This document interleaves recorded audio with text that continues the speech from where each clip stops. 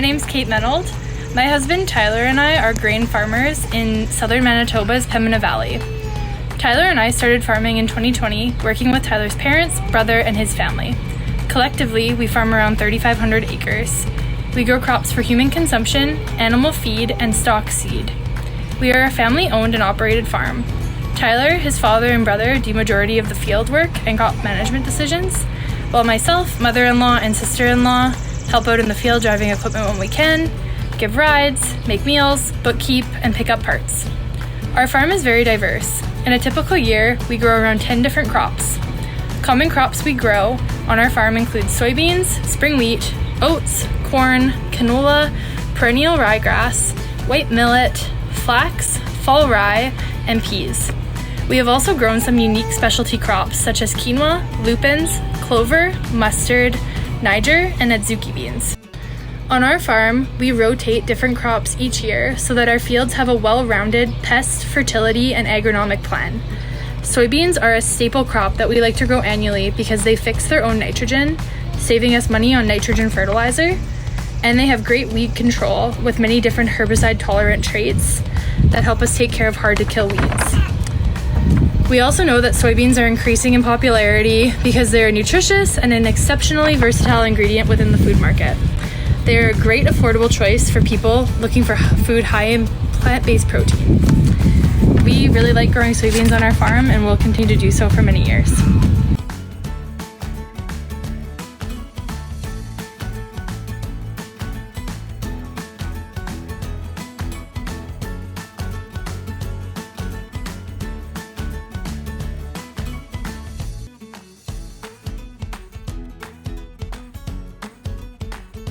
Another reason why we're zero tilling as much as we can is so we don't get our topsoil washing away and blowing away.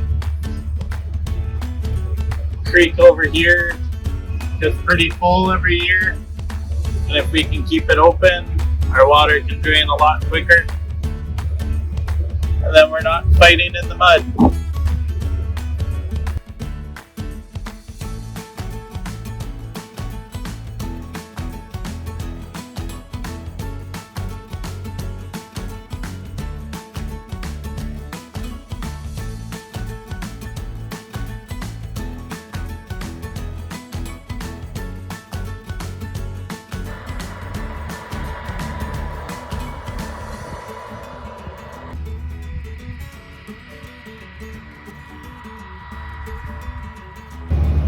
Our air drill is 60 feet wide.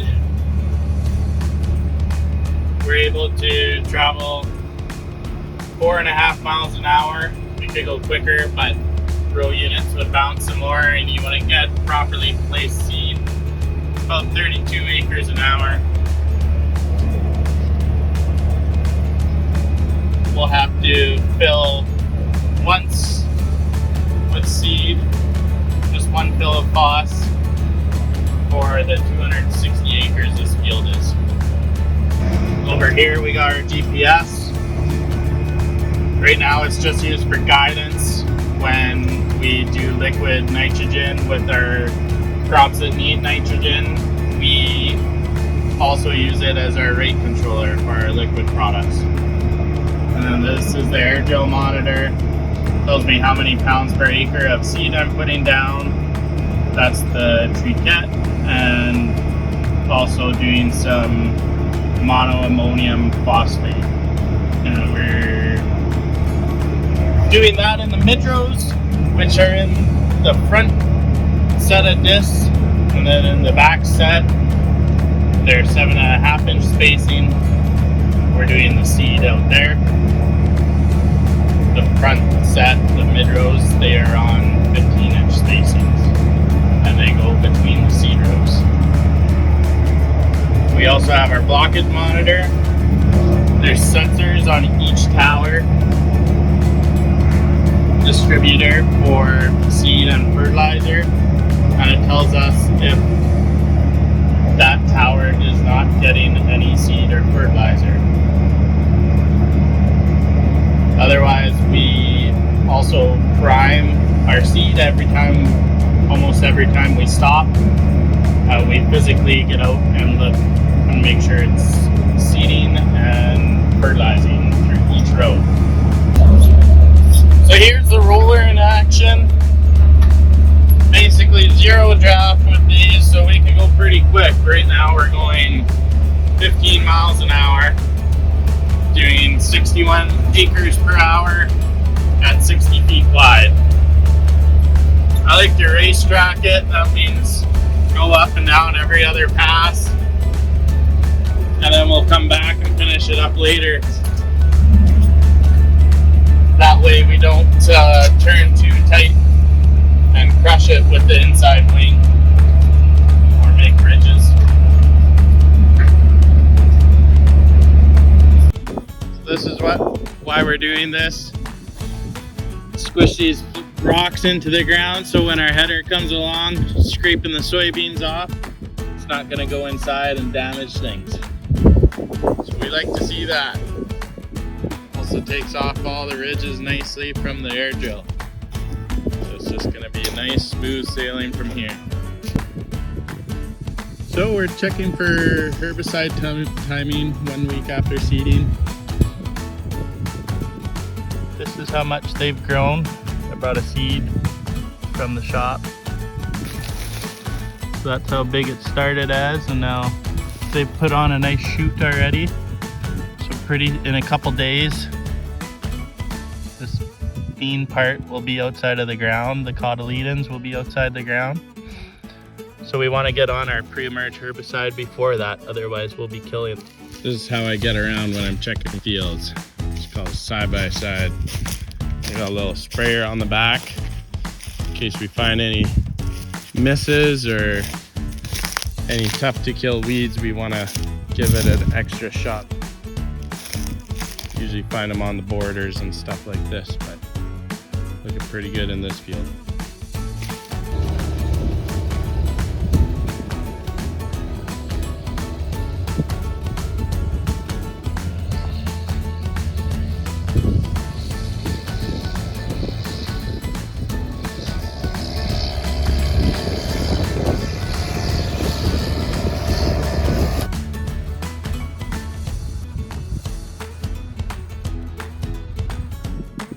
Here we are, July 8th, 2023. Soybeans are growing. They're taller than the corn stubble now. We're probably R3 for staging. We got some pods on here. Here's the biggest one, close to 2 inches long already. And then 4th node up, we're about 1/4 inch long. So I'd say we're just at the start of R3, the reproductive stage. We had a small hail event earlier this week, so we can see a few leaves have been torn off here and there, but pretty insignificant for damage to the crop. Shouldn't be much yield loss there, and it actually brought a nice little rain.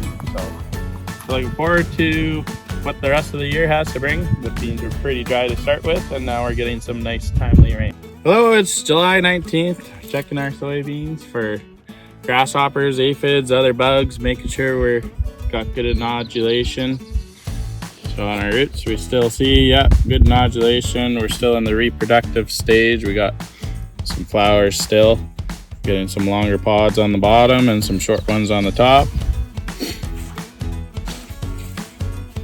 Some parts of the field you can see IDC. There's some yellow soybeans over there. Some spots it's bad enough where the soybeans are starting to die. It's been a dry year, so not much rain to wash any salts down. So it is showing signs of it in quite a few fields this year. But on the bug side, we're doing pretty good. Not much insect damage so far.